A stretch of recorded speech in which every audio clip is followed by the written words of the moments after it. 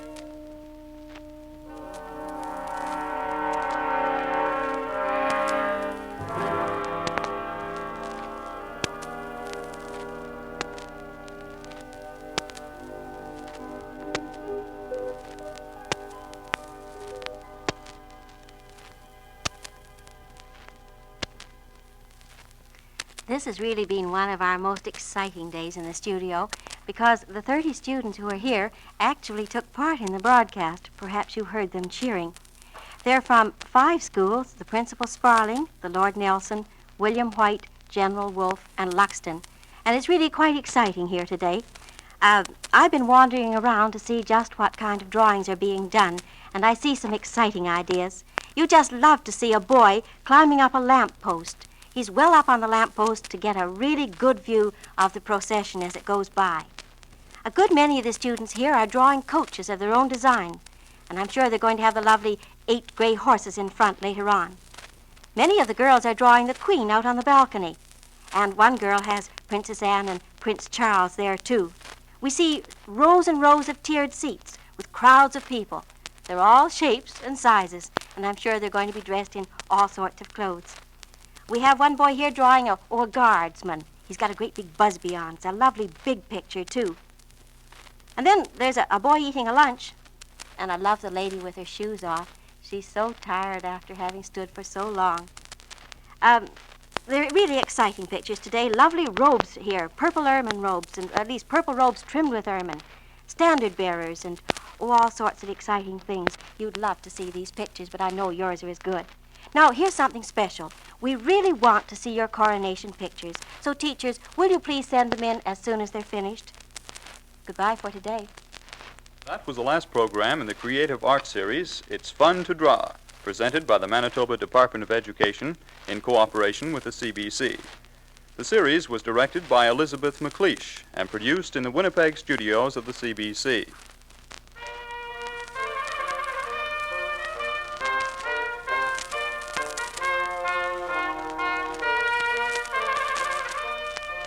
This is the Canadian Broadcasting Corporation.